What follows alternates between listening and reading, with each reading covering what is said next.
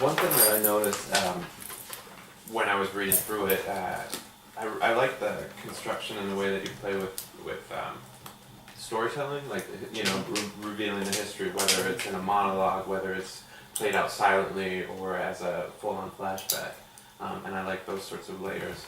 And it also made me think that if you were to realistically step back and see this without the stagecraft artifice, you would be talking for like 95% of the play. Just because all of this is, you know, coming through you. Yeah, the play is all me telling my story. Mm-hmm. Mm-hmm. My recollection for detail is a little disarming. Yeah, and that sometimes it seems like too much detail for me. You know, that it's Yeah, I on think it September 10th, 19, da da da. I was thinking, people This don't is remember. what color the drapes were, and I Right. looked this way and then that way, yeah. Right. The only reason why I put that in there is because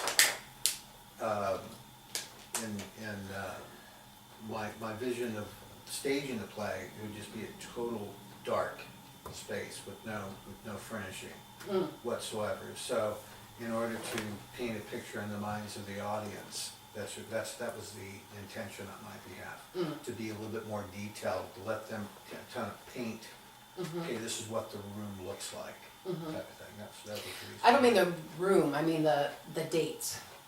The date thing, yeah. Sometimes I feel like Sure.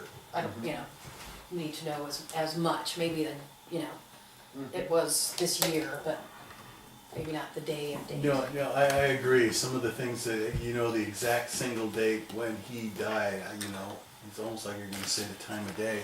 In the same way, it's like the Park Place Hotel on East State Street. It just seems like it's almost, I don't know if you're patronizing to the audience to say these things about, because it's going to be a local audience seeing the play, perhaps, that they know these things, Right. you know, and sometimes it just seems like too much to me.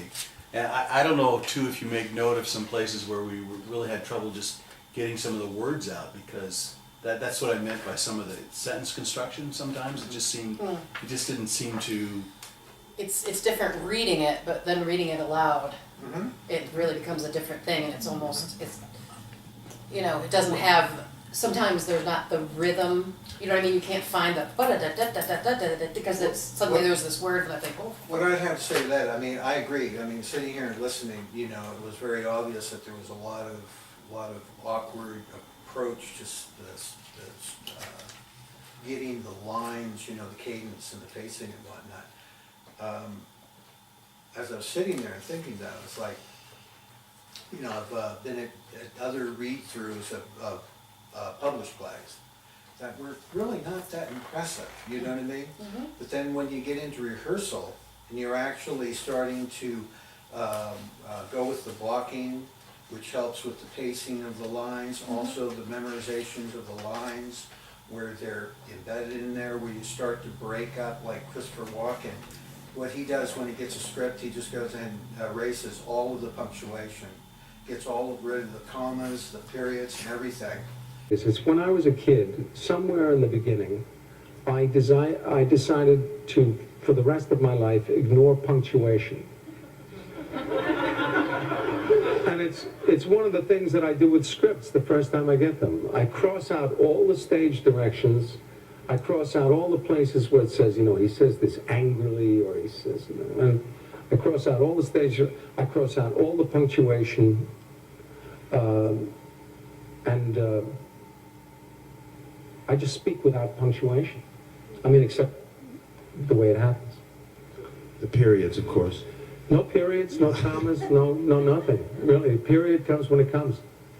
It's a good thing, really. If you next time you take a script, take all of that out and read it. As a matter of fact, even write your part out without punctuation. Just say it without that, because it's, again, too much information. The authors often, even the best, but the best don't do it mostly. In Shakespeare, you get exit, entrance, or, you know, chased by a bear. But you don't get, you know, he comes into the room looking sullen, and, you know, he says, And a lot of writers give you all that, and I think it's because writers very often want to also direct it, and also want to act it. They want to do everything.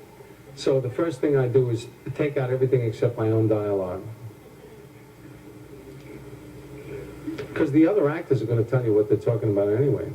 And then he just goes ahead and, for how it feels, he'll go ahead and, instead of a big stringing sentence, he'll break it up into 3 pieces.